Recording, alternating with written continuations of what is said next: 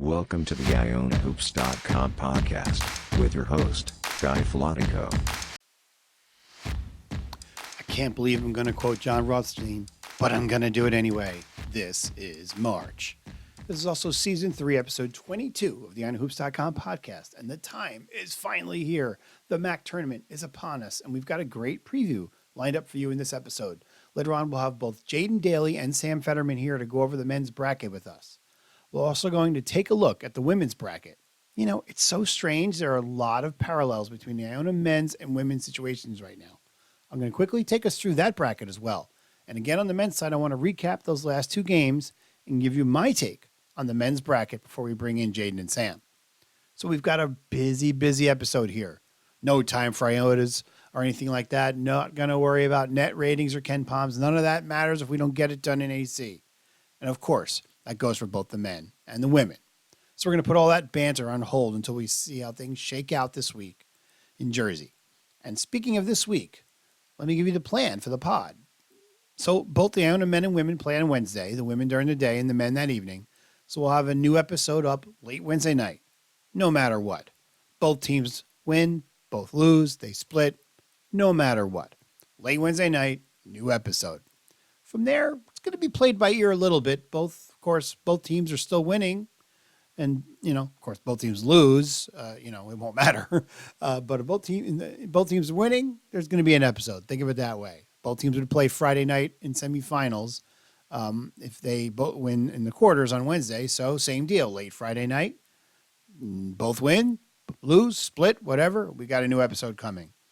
Championship Saturday can be a little shakier. We'll have to see who's still alive and who's not. But same idea, though. Both win. You got an episode that night. Might be a bit tighter of an episode since I'm going to need to get out of Dodge that night after the men's game. And I don't want to get home at 3 in the So we'll probably be a pretty tight episode. I won't even get into what happens on Sunday if the Iona men win on Saturday. So we won't even talk about that. Selection show party. Anyway. We're not going there. Sorry. Anyway, you get the idea though. As long as we keep winning, the episodes are coming fast and furious. Simple rule. If even one of Iona's teams are playing, there's an episode coming that night. Busy week for me during this glorious time of year down in Lake City. See you at Caesars and getting that gelato. Anyway, now that we've set the table before we get to gelato, we better have our dinner. It's time to start eating. Let's hit a quick recap of the two men's games from this past weekend.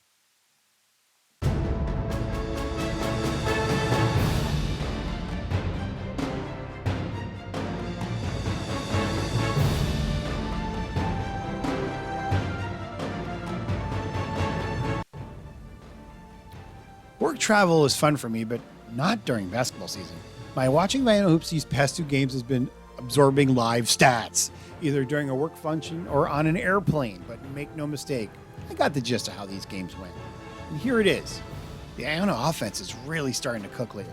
The points are just pouring in. Normally our three-headed monster of Nelly, Walt, and DJ just doing what they do. And they're getting good support from Barrick and Oz, occasional contributions from guys like Brookshire, and even Sunday starting to contribute yesterday as well. So you get the idea. You're starting to get some contributions from people, and you're getting the stars to play like stars. We're making threes. We're making free throws. The team just looks really comfortable on that side of the ball right now. I do have a concern, though, and that's that the defense is not finished quite as strong. Now, this may all be a bit of a ruse being put forth by our mastermind head coach, but Iona did not perform as well defensively against Marist. The Foxes bombed away and made shots, and I think that's the most points we gave up at home all season. And what Ryder did in the second half of yesterday, shooting 74% against us, really troubling. Now, hey, we won both games. Neither game meant anything to us as we had clinched. And maybe the level of intensity on that end of the floor just wasn't there. Certainly sounds like we weren't pressing either. In between these factors, Patino continuing to talk about having a short roster, can't play the bench, etc., etc. Again, it could just be Iona Patino taking your foot off the defensive gas for a bit. Could be a warning sign, depending on how you want to look at it. I don't think our bench is as bad as Patino's making it sound by any means yet. Yeah, they're not as good as the starters, but, God bless if you have 10 guys who can start for you. Anyway, I'll just go here for 1 minute as well. Winning both these games did do one thing, and that's keep us in position for a 13 seed, should we succeed in Atlantic City. But honestly, not sure what to, believe regarding our defense right now. I'll leave it all up to you to decide for yourselves, and of course, Atlantic City will reveal the truth anyway. During the MAAC media call last week, though, here's Pitino himself talking about the importance of defense in a tournament setting. Well, we talk about, I try to tell them so many stories about the NCAA tournaments. And I said, when we made our runs to the Final Four, with the exception of the 96 team, I said, there's always one game. And whether it's a tournament in Atlantic City or going to the Final Four, there's always one game that your offense is not going to be there. And if your defense is not there, you're going to lose and go home. And for me, it was 2013. It was the Wichita State semifinal game. We knew we had to bring a great defensive effort because we weren't going to score against their defense, not at a high percentage, not at a high clip. And I just try to tell them stories of the past that if your defense is not consistent, regardless of how good your offense may be, regardless of how good your talent may be, you're not going to perform well in that one game. Okay, let's shift gears now and start talking about the MAAC tournament, both the men's and the women's.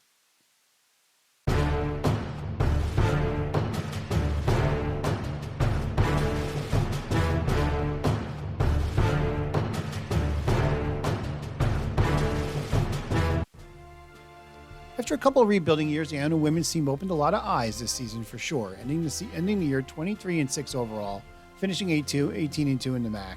Like the men, though, not the strongest finish to the season, upset at home by Marist, and then a single-digit victory against winless St. Peter's. Like the men, though, is it cause for concern? Or was Coach Billy Chambers maybe tooling a little bit, maybe trying some different things out?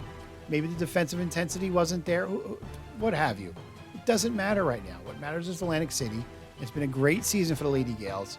A bit of a surprise for some Iona fans, I'm sure. And now it's time to gear up for the tournament. I had a couple of minutes with Coach Chambers during the MAAC media call a few days ago, and here's that conversation. How you doing, Coach?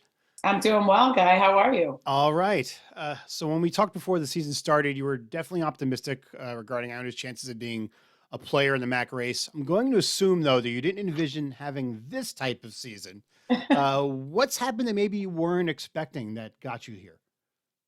I don't know that I wasn't expecting it. I think I'm an eternal optimist. I think no matter who we had on our roster, no matter what the years look like, I always believed we could win the next game because I believe in what we do. I think we're true to ourselves. We understand what we want to be doing, and we work hard at it every single day. So I don't think I'm necessarily surprised at the results because you could see it in each of the different moments. You could see the leadership this summer where Ketsia really stepped up without Juana on campus.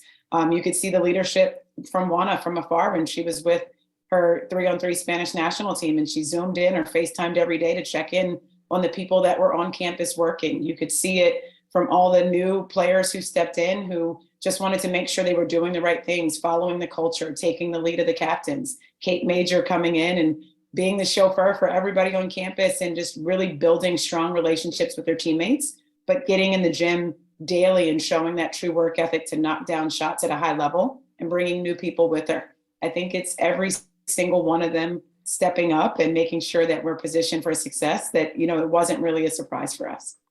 So you guys have been able to win games in different ways. One day it's your defense. Next day you guys are just shooting insane. Clearly you guys are taking things game by game, which is what every team wants to do. But as you start to look toward the MAAC tournament, does the approach stay the same? Like, are you going to try to change anything, or are you just going to stick to what you've been doing? I can't tell you our secrets. We tell everybody, right? The approach does stay the same for us. We talked about that yesterday. Take a moment, pause, acknowledge, and celebrate the milestones that we've created this season. I think that's important for our young women because they've worked really hard for that. But stay in the moment and do what we do. Defend at a high level. We've obviously got to be better at keeping people off the boards. We give up a lot of offensive rebounds and second chance points. But defend at a high level, take charges, disrupt the other team, and stay free offensively. I think that's what allows us to be able to play openly offensively, that we lock in defensively so that they have the opportunity just to feel comfortable and make reads off of each other. Sounds good, Coach. A few wrinkles, guy, but safety to ourselves. Yeah, you have to put a wrinkle in. You have to. Oh, yeah, for sure. Well, I'll see you in Atlantic City next week. Thanks a lot, Coach. Yeah. Well, I know we're talking about the women's team right now, but you guys all know the top-seeded Iona men are going to face the winner of the 8-9 game team between Canisius and Mount St. Mary's. Well, ditto for the women. Yep, same exact setup. The top-seeded Gales facing the winner of the Griffs and the Mount. Strange. More on that a little later. Anyway, the Iona women handled both of these teams well during the season. Four double-digit wins, closest being a 10-point win at Canisius. I don't anticipate Iona having an issue surviving the quarters. The semis could get a little bit more interesting. Iona will play the winner of the 4-5 game between Siena and Fairfield. Now, Iona lost at Fairfield back in December, and that had been their last loss before the Marist game this past week. The Lady Gales squeaked by Siena by 2 on the road back in January as well, so some danger there. The rematches, though, were a bit more favorable. Iona topping the Stags by 11, blowing out Siena by 27. I wouldn't expect either opponent to be easy, but I do think we find a way to survive to the finals. On the other side of the bracket for the women, the 2 and 3 seeds are Niagara and Quinnipiac. Both have 16 and 4 records in MAAC play. I just don't see a scenario in which this is not the other semifinal game. Now, Quinny ended the 3 seed, but I'd be surprised if they didn't beat Niagara. The program's just been there before. Trisha Fabry's a great coach. They'll find a way to get by and reach the finals. So I am anticipating we're going to see Iona and Quinnipiac in that final. Iona did sweep Quinny by 3 and by 5. And if you're a believer in the sweep theory, you can see Iona being in for an absolute war here, if that's the final. Even the computers would say that's a tight matchup. Iona's 143 in the net. Quinny's 146. In that clip earlier I played with Coach Chambers, I mentioned the team's ability to win in different ways. To me, that's how you survive in tournaments. The team has won grinders, they've won shootouts. They can suffocate you at D, or they can light you up with O. They have veterans, they have stars, they have shooters. I like the way they are built, and I feel like they're going to get this done. Good luck to Coach Chambers and the Lady Gales down in AC. All right, let's shift over to the men. First, the full bracket. You already know Iona's the 1 seed. They'll play the 8-9 winner, Mount Canisius, as I mentioned earlier. The 2 seed is Ryder. They'll face the winner of number 7 Fairfield, number 10 St. Peter's. The 3 seed is Quinnipiac. They'll face the winner of number 6 Manhattan, number 11 Marist. And the 4th quarterfinal and Iona's potential semifinal opponents, the 4 seed Siena Saints taking on 5 seed Niagara. Just a bit of fun. We have Quinny, Niagara, and Siena in the top 5, just like the women's bracket. So strange. Anyway, let's look at the opposite bracket from Iona first. We're going to start with 2 seed Ryder and the Fairfield St. Peter's winner. The Stags have been playing poorly, but ended the regular season on a high note with a big win over Quinny on Friday. And St. Peter's has generally been playing some decent ball as of late, too. It's a coin flip pig game in my mind. But for rooting interests, Ryder blew out the Peacocks twice. But their games with Fairfield were both wars. A 1-point win at Ryder and an overtime win at Fairfield. And up until last year, Baggett's had trouble winning quarterfinals. And we have seen Jay Young rally the troops in tourney settings before. So if Fairfield can survive St. Pete's, look for a potential upset of Ryder in that quarterfinal with Fairfield.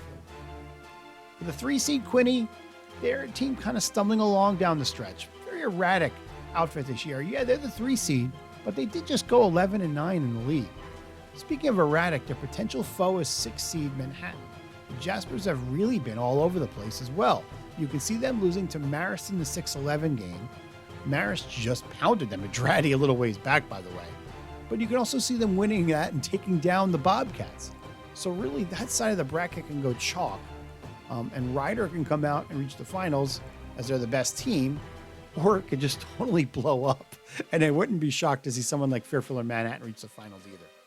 I do think both Marist and St. Peter's can win their pig games as well, though I don't see either of those two winning in the quarters. So chaos on that side of the bracket is my prediction. I know that's real general, but I expect chaos. Let's put it that way. Now to the other side. Anyone ever remember a more anticipated 8-9 game than Mount Canisius? Both teams are really playing better than anyone in the MAAC not named Iona. Really a shame they're facing each other here. I mean, since getting thumped by Iona and Buffalo, the Griffs have won 5 of 6. The one loss at Mount St. Mary's by 1. And here's the thing, those 5 wins, one was at Rider by 3. The other 4 were all by at least 13 points. So they're not just squeaking by, getting by, finding little ways to win. They're rolling. And you know who else is rolling? Mount. They're finally healthy, and they've won 4 of 5. The one loss was at home to Iona. They beat the aforementioned Griffs. They just won 2 road games to end the season. Really interesting. So who survives this one? I'm going to go with Canisius. The Griffs have been just beating teams up, and even that loss at the Mount was by just 1. I think Canisius keeps this going. I warned you back when we played in Buffalo. They've got a Frosh named Taj Staveski, who is just starting to come on then. Now he's just lighting it up. I mean, he's playing like an all MAAC player. He's the reason they're rolling now. And the kid is probably going to win Rookie of the Year in the league.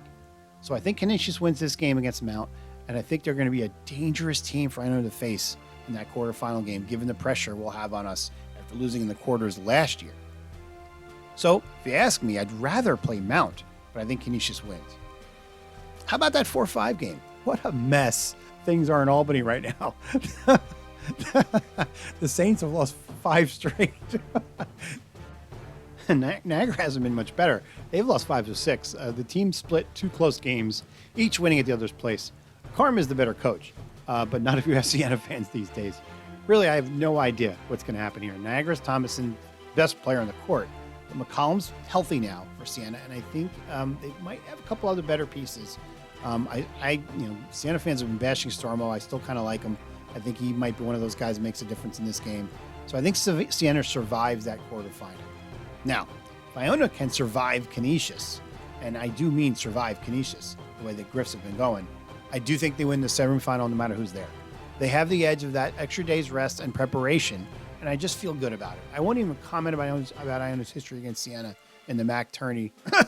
I'll laugh about it, but I won't comment on it. Since I'm not even sure Siena's going to be the opponent, I just feel good about that game no matter who's there in the semis against Iona. And what about the finals if Iona's there? I think most of us would say we'd be fine with anybody but Rider in that spot. I know some people fear Quinnipiac a little bit, but it's certainly not unfair. I can't disagree. Rider's the team I think that would be the biggest threat to us. But honestly, I feel good about that one as well. The team split 2 close games, so logic and analytics would suggest a different result in the third meeting. Make no mistake, both teams didn't show their cards in yesterday's game. I fully expected Patino to unveil some new wrinkle. I do think we're going to press the hell out of everybody this whole tournament. I don't care what he's been saying. Maybe I'm wrong, but I would be surprised if we don't. Now, also remember, Iona was a bit of a mess in the game at Iona against Rider. Clayton wasn't healthy. Iona had a huge lead anyway, fell apart. Yesterday was just 2 teams lighting each other up. Really in the same scenario, which defense are you going to count on in that third meeting? Rider's defense has been shaky all year. I think if there's a defense that's going to play better in the third meeting, it would be Iona's. Anyway, also not to go on Iona's, Iona won a close game at Rider yesterday. That was better for the team than to have pasted the Bronx yesterday. Gales have learned how to close games out, put their foot on the gas and put teams away. You don't win a bunch of games in a row like Iona has without being able to do that. Most of the key guys seem comfortable and reliable at the line, maybe with the exception of Daly still. Even Barrick's making free throws right now more than he ever has. Granted, all that goes out the window. The game's tied in the final minute. All those numbers don't mean a thing. But still, there appears to be improvement, and I like what I'm feeling. Now you guys are going to want to know what I think about Quinnipiac. A team that well, frankly, kicked our ass 3 out of 4 halves this season. Was a different time. Certainly, they're the team that broke us, and they're the team that fixed us. So it's so hard to gauge those 2 games that we played against them. Certainly, they're a threat to reach the finals, of course. But their erratic nature doesn't have me worried too much. They're going to have played well 2 games in a row just to get to the finals. And the odds of them saving their best for last to beat us in a championship game, Baker Dunleavy versus Rick Pitino in the finals, I don't see it. So again, maybe I'm oversimplifying in this a bit. And I've already said it. I have concerns about the 8-9 winner, particularly if it's Canisius in the quarterfinals. But I'm actually comfortable beyond that the Gales are going to prevail and discard the bad memory of last March and root to another NCAA appearance, and perhaps a chance of victory there for this program. Let's get to Atlantic City and get this going. So you've heard enough from me on the MAAC tournament. Let's bring in two guys who know this league top to bottom better than anyone to share their takes. Jaden Daly, Sam Federman.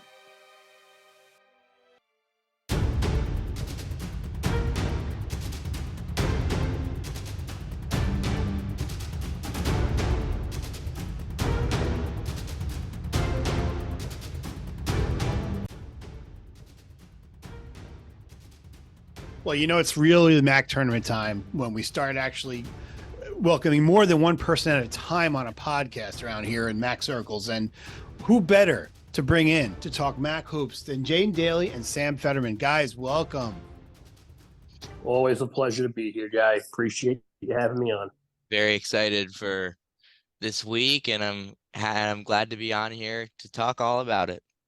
Well, you guys obviously follow a ridiculous amount of college basketball teams, so I appreciate you stopping by our little MAAC corner of the world here in Iona and talking to us about, keeping us off the ledge for starters, so that we're not freaking out about playing one of the two hottest teams in the MAAC in the quarterfinals of this thing.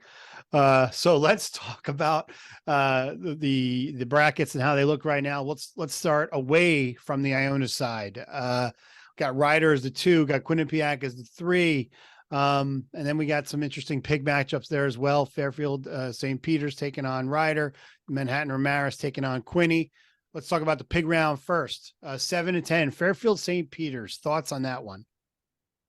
I mean, I'll go first. I'll go first on that one, and I'll say Fairfield probably has a decided edge. I want to see what St. Peter's can do inside against Supreme Cook. I don't think the Peacocks will be able to handle him. Fairfield should win convincingly, so we'll go with that. Yeah, my question here is, how does St. Peter's try to defend the guards for Fairfield? And not the guards, the forwards for Fairfield, namely Alan Jean Rose, because I don't think St. Peter's really has like tweeners like that. Yes, there's Cam Young there, but St. Peter's, he's really their only tweener that can match up anywhere near AJR in that type of post-up 4-man type role. And they actually ran Cam Young as a small ball 5 a little bit yesterday. And if Cook comes off the court with foul trouble, I would like to see Cam Young as a small ball 5 maybe, again for St. Peter's. But I think the guard matchup is interesting with the depth that St. Peter's plays with Jalen Murray and Latrell Reed and Dasher. There's a lot of guards there that like to get to the basket. And I think on both sides you have that with Caleb Fields, obviously, for Fairfield. It's going to come down to, is Fairfield going to be able to make shots? Okay. Well, I think that's, it's going to be a typical MAAC Tuesday night game. Like 54-49 or something. Yeah, it's going to be one of those type of games. And then looking ahead to one of those teams playing Rider. St. Peter's got killed by them twice. Fairfield played 2 nail biters against Rider. Do you think either team can beat Rider in that quarterfinal? I wouldn't put money on it. I look at Rider, and I just think matchup wise, they have pretty much everything that they need to beat Fairfield and to beat St. Peter's. They're very well rounded and athletic. They have guards that can make shots and get to the basket. I think Rider is a well rounded, well coached basketball team. It wouldn't shock me if Fairfield won. They've played Rider close twice. Everybody knows that it's hard to beat the same team 3 times in a year. If Alan Powell can only hit so many clutch shots, I want to see how Jay Young defends Dwight Murray. I think the Fairfield guards have a little bit more confidence this time around than they may have in the first 2 meetings. It's going to come down to one of those late game situations, and somebody's going to be trusted to take the big shot, whether it's Fields, whether it's Wojcik, whether it's TJ Lone who's come on recently. So I expect something in the high 50s, maybe low 60s, and we'll see what happens. But it wouldn't shock me if Fairfield came away with an upset. That's kind of how I feel too. All right, let's look at the 3-6-11 bracket area. Manhattan, Marist. Manhattan is just weird. I can't really figure them out. Marist just blew their doors in, but do you see Marist winning again against Manhattan in this spot? No, I think Manhattan has the confidence that it needs this time of year, and playing them recently and having Marist fresh in the team's mind will certainly help out here. I do think you're seeing a takeover mode from Anthony Nelson that will probably will the Jaspers to the lead in the second half. My concern for Marist is outside of Patrick Gardner, who steps up. I mean, the thing I look at for Manhattan is talent-wise, they're probably closer to just overall in terms of basketball talent. There's a lot of guys there, but I think they're probably closer to the 7 or 8 than they are to the 4 or 5. So I think in terms of what can Manhattan do to win this game, I mean, they'll still be favored, and they're still the better team. They're a better team than Marist, but they're going to need to find a way to defend in the two big lineups when they put Ingo and Gardner on the court. Marist has put 81 and 69 points on Manhattan this year. That's 75 points a game, which is for an offense that doesn't really score a lot of points. It's kind of disappointing if you're Manhattan. But yeah, as you mentioned, Ant Nelson has been really good recently, and I don't think Marist has a guard good enough to defend Ant Nelson at his best. Okay. And can either team take down Quinnipiac? I think Manhattan can. I don't know if the Jaspers will, but I would give Manhattan a better shot than Marist. I think Quinnipiac getting Marist the last game of the year gives this team a little more of an incentive. Now you see that they got the 3 seed and probably a sense of renewed optimism. So I'm expecting a knockdown, drag-out game with Manhattan. Wouldn't shock me if it was an upset and we had a potential 6-7 quarterfinal if Fairfield can get past Ryder. But if anybody takes down the Bobcats, I think it'll be Manhattan. For me with Quinnipiac, I feel like they're vulnerable because, again, they don't make shots, they don't make free throws, and they can't hold a lead. I don't think that in terms of when I watch Quinnipiac, they don't look as organized and well coached as some of the other teams in the league. And that's not a slight to Baker Dunleavy, who I think has done a great job bringing in a lot of talent. But I think the talent sometimes just doesn't seem to work together. And it's been a few years of this, as we've said. I just think they have too many weaknesses. I feel like if there's a team in the 1, 2, or 3 game that's vulnerable, it would definitely be Quinnipiac. Okay. And I kind of feel that way too. I mean, every year you just assume the MAAC's going to blow up. The tournament's just going to turn to a mess. I think the odds of chalk here are pretty slim. I don't think both teams will make the semis.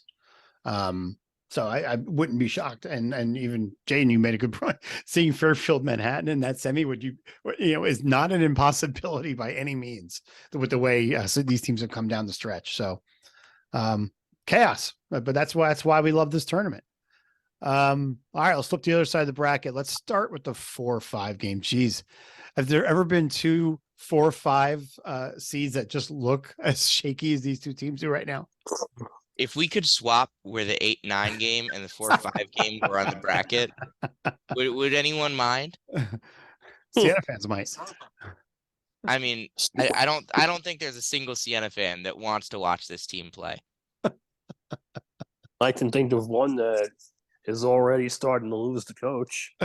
A lot of them have already started to lose the coach from what I've seen in my Twitter replies. It's brutal because I think Carm is a good basketball coach. This is a Siena team that did pretty much, like, at the end of the day, pretty much as good as we expected them to be. It's just they were overperforming so well. They were performing so well that when it all came crashing down, we didn't think of it as regressing into the mean. We thought of it as a collapse. It was a collapse, but it was also just regression to the mean. Yeah, Go ahead. Go ahead, Jaden. I haven't seen a team limp its way to the finish line like this in 12 years covering the league. 2013 Iona comes to mind a little bit, but that was mid-February, and that team got itself right the last couple weeks of the regular season, so I can't even say that. But as far as Siena goes, I think getting Niagara in the 4-5 actually helps them. Problem is, look what's waiting on the other side in the semifinal, and I do not have the confidence in the Saints in a Friday night semifinal in Iona. I mean, here's Especially given the way that look at. Here's what I look at for Siena.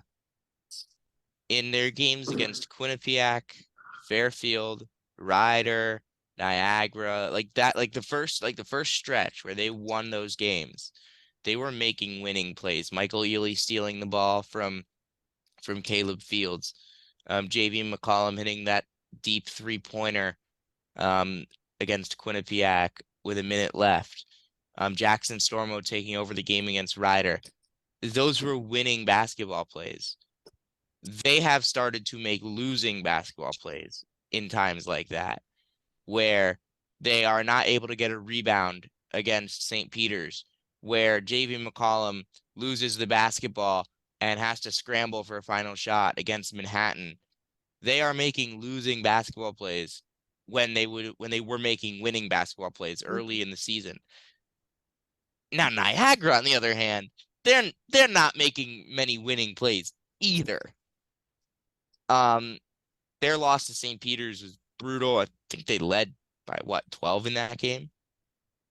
No, they led by 9. But regardless, Niagara has not looked the part of a bye team since their comeback against Quinnipiac.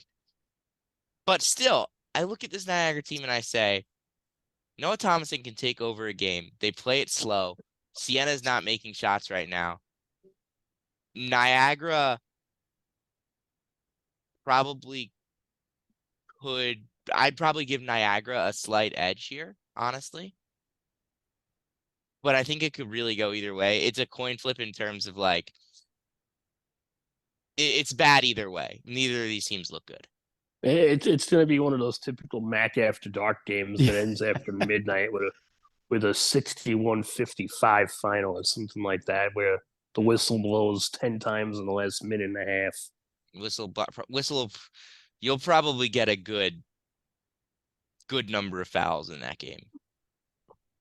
Yeah, I mean, and like you said, Jaden, that I see 9:30 tip. I feel like that's got ugly overtime written over it too, because nobody can make a play at the end of the game, like you were saying, Sam, too, and it's just going to go on because it's just going to be that ugly. So, but somebody's going to win, so we'll see what happens. Yeah, Mount and Canisius, that's got to be probably the highest quality 8-9 game I remember looking forward to seeing in a number of years. What do you guys think of that one? It's the two hottest teams in the league, not named Iona. One's won 5 out of 6, one's won 4 out of 5, and has its full roster back. Now, a lot of people are probably going to expect this to be a close game. I'm not one of them. I think Mount wins by about 9 or 10, maybe even more than that, because Reggie Witherspoon, let's face it, is not a very good conference tournament coach. We've seen that over the last several years. Dan Engelstad, on the other hand, is. He won the NEC in 2021. He has players on his roster that have experience from that run. I think Mount furthers its momentum and then plays Iona hard into the second half on Wednesday. Yeah, I mean, you do have a point. Canisius hasn't won a conference tournament game in like 4 or 5 years, but I think it can definitely be a close game. I think if it were to be a comfortable win for either side, it would probably be for Canisius, because Canisius has had those games where they just come out and they are killing it. Their last 3 wins are all double-digit wins. They've won fast games. They've won slow games. They've also lost fast games and lost slow games. I think Canisius is really interesting because, look, they don't get to the line, but they are making shots these days. And I don't like their defense. I really don't. But I don't think I like either team's defense here. I think we could be in the 70s in this game. Even if they play slow, we can be in the 70s. And I can see it. I doubt we get to the 80s, but 70s for sure. I like that. That's the first game for the tournament. We're going to get off to a good start there. You can feel it. Great opener, absolutely. Yeah. That'll be really good. Okay. In terms of matchups, which team is more dangerous for Iona in the quarters? Man, obviously, because this is a team that played them hard at their place at the end of February, whereas Iona had it easy both times with Canisius. Mount has weapons, and it's not just Benjamin. DeAndre Thomas can score. LeFew has been a very good complementary guard. Malik Jefferson is healthy again. Cordelia has really come on as of late. Tinsley is strong too. So you have the 3 big men that can hang with Nelly, with Shima, and even if Rick wants to play Michael Jefferson, can do that too. So Mount is clearly the tougher matchup, and it wouldn't shock me if that was a game midway through the second half. The thing for me is Mount's big men match up better than Canisius' big men. Canisius does not have a powerful big. Their big man is Jaco Fritz, who plays, and Jaco's a perimeter guy. And I like Jaco a lot, but he's a high post perimeter. However, Jordan Henderson, Taj Tavesky, Dinkins, like these are better matchups, I believe, against Iona's guards than Mount's guards of Benjamin and LeFew, because Benjamin and LeFew are both very slim, very small guys, and Iona's guards are strong, physical, and long. But the Mount has the big men, with Cordelia and Jefferson that can match up at least somewhat with and Nelly Barcone off the bench too. Yeah, I would say Canisius is probably the team that could beat them, but the Mount is the team that I'd be more confident in giving a good fight. Yeah, like you're saying, Canisius has a higher end than Mount does. Okay. In this particular game, yes. Yeah. Okay. Well, here's the way I look at it, because again, like we said, these are the 2 hottest teams not named Iona. So one of them is going to survive, and they're still going to be hot going into the Iona game. And I feel like that's going to be that quarterfinal test that Iona failed last year. Iona's a little different team. They defend better, I think, than last year's team was at the end of the year. So that side of that part of it is interesting to me. But then if Iona survives that, I'm very confident that they'll be able to beat Siena or Niagara in the semis. Not just because of Iona's history of beating Siena in general. I just think I think whoever wins that is going to limp into the semis. Yeah, I mean that's a failing upwards type game. Neither of those teams have looked good for a while now, and Iona I could see comfortably beating either. Yeah.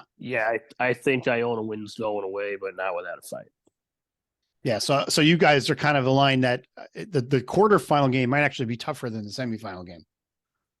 The way Siena's looked lately, absolutely. I mean, I don't know if I would directly say that. I think Iona probably, I'd give them like an 80% chance in both of the games. Like, so that's probably like a 0.8 times 0.8, 64% chance to make the finals. I think what helps Iona here too is that, of course, Mount and Canisius will have played the day before and Iona will not. And then even going into that semifinal, Iona will have had a day off before the semis, whereas Siena and Niagara play Thursday night. Yep. So that's the slightest of advantages for the 1 seed, I guess, in this tournament. That and I want to get your take on all that too once we get through this. All right. So if Iona doesn't win this whole thing, Why? Why will they not win? Either they're beaten by a team who shoots better than them, or there's going to be a game where it doesn't play defense the way it normally would. And there are teams on Iona's side of the bracket and on the other one that could potentially pose that problem. Starting with Mount St. Mary's, I still give Siena a chance, even though I think with the way the Saints have looked, it's going to be a little harder for Siena. And on the other side of the bracket, you have Ryder, Quinnipiac, and Manhattan, all of whom can really muck it up and get ugly with Iona. Even Fairfield, too. I would say Ryder is the team with the best chance to beat Iona. They're well coached. They're well rounded. They've played Iona close twice. They beat Iona at Iona. Sure, that was basically without Clayton, but they held Clayton pretty quiet yesterday for most of the game. Ajiri is a good Ajiri is a good matchup for Nelly. I think Ryder outshooting themselves would be a way that they could beat Iona. For Quinnipiac, I don't think they could close out a close game against Iona. But if Quinnipiac gets hot, I mean, we've seen them blow out teams. Okay. All right. So In terms of if Siena, I mean, we saw the blueprint for Siena to do it. It took some big time shooting, and I think they have shot creation with McCollum that they didn't have in that time that they won. But they also Playtech struggled, Stormos struggled. They're limping right now so hard. Niagara, I think they're well coached. I like Greg Paulus, but I don't think that they have the big men matchup outside of Obi Oha, who's big, but he's a freshman. He's inexperienced. He doesn't play much. He gets into foul trouble. He's not quite ready for this type of matchup. David Mitchell's good. He's not big. He's not big and strong enough for a Nelly matchup for 40 minutes. I think in terms, Rick will pull him out after about 5 or 6. my point being, I think Iona has the edge. Would I take Iona or the field? Interesting question, but like Iona definitely has the edge here against every team. They have better guards than every team, and they have better bigs than every team, and a better coach than every team. And the better coach, right? That's fair. The only thing against them is history, the way ones have fallen. But how many ones have won the league by 4 games? And also, like, in a 1-game sample size, what's more important? In a 1-game sample size, like, you're looking at, in terms of history, a history of 1-game samples. It happens. Yeah. Like, 1 seeds win more often than they don't, especially in the first round. But like, yeah, 1 seeds don't always win the tournament because there's usually teams that are kind of close. I think only once since 2010, a 1 seed has won the tournament. Iona in 2019. Yeah. Yeah, but the MAAC has been closer at the top. Yeah. Than it is this year. Yeah, it's not every year that somebody wins the league by 4 games. So it's and honestly, whether that's more how good Iona is or how bad the rest of the league played down the stretch, it's a combination of both. But I think everything is coming up Iona's way right now. all right. I would agree with that. Well, we'll find out if you guys are right about that. Well, Tuesday afternoon, there's going to be the announcement about the future of the MAAC tournament. It looks like, I mean, I don't think they'd be making that announcement saying they're going to Albany while they're in Atlantic City. So I think we're all assuming that Atlantic City is getting this thing, but do we see a wrinkle? Do we see a change in the schedule? Do we see something that we haven't thought about, or is it just going to be the same exact format? Do you guys agree it should stay in Atlantic City? Do you disagree? Should we move on campus? I know it's been a hot topic on the message boards and on Twitter for a couple of weeks now. You guys, what do you think? Knowing the MAAC, they'll probably keep it the way it is because the MAAC hasn't thought forwardly in a few years. But I think honestly, and I've said this before, and I've gone on record with it, it's better off going back to Albany because it's the only place that makes money. The tournament draws there better than Atlantic City or Springfield or any true neutral site.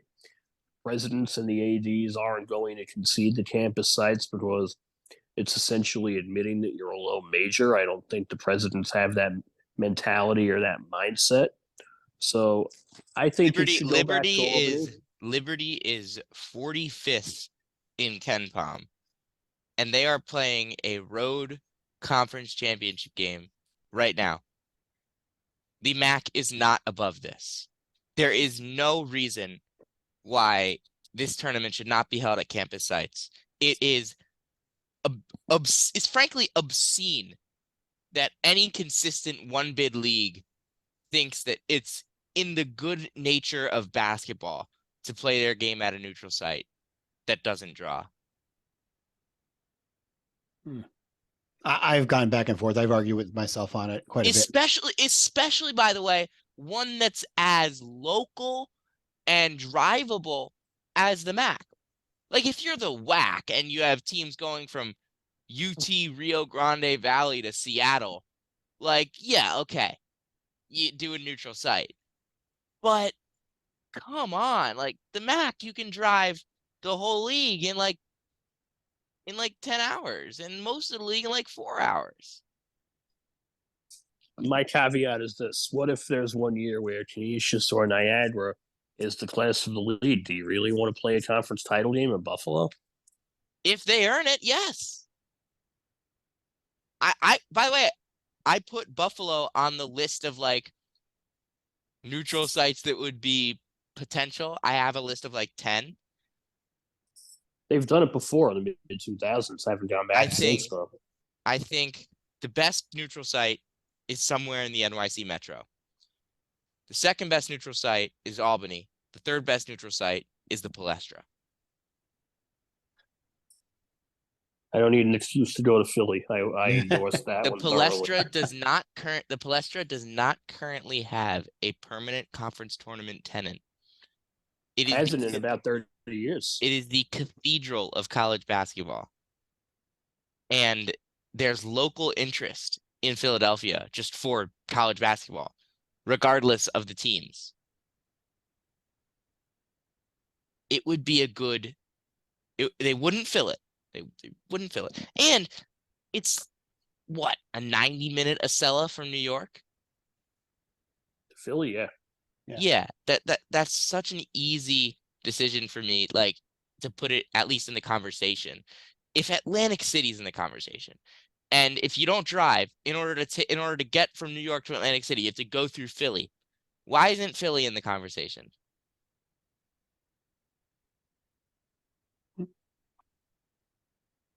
Fair enough. Well, again, this is going to, I'm very curious to see. And the other thing I thought I read somewhere was that, of course, the reason why the MAAC's schedule is where it is in terms of the days that it falls on is because of the Jersey wrestling tournament, state high school wrestling tournament. And I thought I read somewhere that it moved. So I'm wondering if the days of this tournament will move to a more traditional Monday night championship, which I think everybody liked better anyway. I don't think it moved yet. That's news to me. Well, I'll double check. I thought I read that, but maybe I'm wrong. So we'll see about that. Last thing before I let you guys go: Coach of the Year, Player of the Year. Player of the Year should be Walter Clayton Jr., and I've come around on that over the last week and a half to see how he's stolen the top billing from his two teammates, Danny Jenkins and Nelly Jr. Joseph. You can make a case for either of the three, for Walt, for DJ, for Nelly. And what sets Clayton apart is how he's played defensively as well. He's impacted the game without the basketball in his hands, whereas DJ is more of a facilitator and Nelly is your prototypical double-double big man. But Clayton just has that factor about him. And we kind of knew this was coming last season when we saw how he took off as a freshman, where he could be the next star in this league. He's not at that level yet, and he's a different type of guard. He's almost at the Jalen Pickett level, where he's just impossible to defend because you know what you're gonna get from him on both sides of the ball. For me, player of the year is Nelly. I think he's the best defender of the three, Danis, Walt, and Nelly. I think Nelly's the best defender of the group. I think Nelly's the most consistent, just like performer of the group. I think there's just days where for Nelly, a bad day, he'll get 15 and 10, like it feels like. Obviously, he didn't play like that against Ryder, but overall, I think Nelly is the most consistent and the best defender, which is what sets him apart. Hey, how about Coach of the Year? Right. It should be Rashawn Stores, just in light of what that program got itself into when Massiello was discarded, and how Stores has kept the roster together, fought for a bye all the way into the last week of the year. I know there's going to be some people advocating for Rick because he's managed the injuries better than anybody else and won the lead by 4 games. But if we're giving Rick Pitino the award because he's Rick Pitino, then we shouldn't have the award. It should go to the coach who does the most with what's perceived to be the least. And let's not forget that when Massiello got let go, a lot of people thought the end of the world was coming in Riverdale, and Rashawn Stores has done an excellent job of keeping the team together. If you would have asked me 2 or 3 weeks ago, I could have given you 3 different answers between Carm and Baggett and Stores, but Stores is the clear choice. And anybody who says otherwise is deluding themselves. I look at Ray and I see a team that lost 3 starters 2 weeks before the season and a 4th starter a week into the season. And I see a team that was essentially reduced to its bench. It was Ant Nelson, Josh Roberts, and the bench for Manhattan. That was the group of guys that fought for a bye the whole way, finished 6th, 10 and 10, raised the Coach of the Year. The in-game adjustments to go to the zone middle of the season, and then the adjustments he would make in certain games. Manhattan was never out of a game. Credit to Ray for the job that he did this year. Hopefully he gives us a little bit more time in press conferences next year. See that? Now we're getting into the nitty gritty. That's what this is about. Well, that's how he's always been, even as a player. All right, gentlemen. Well, I think we are just about out of time on my Zoom call here too.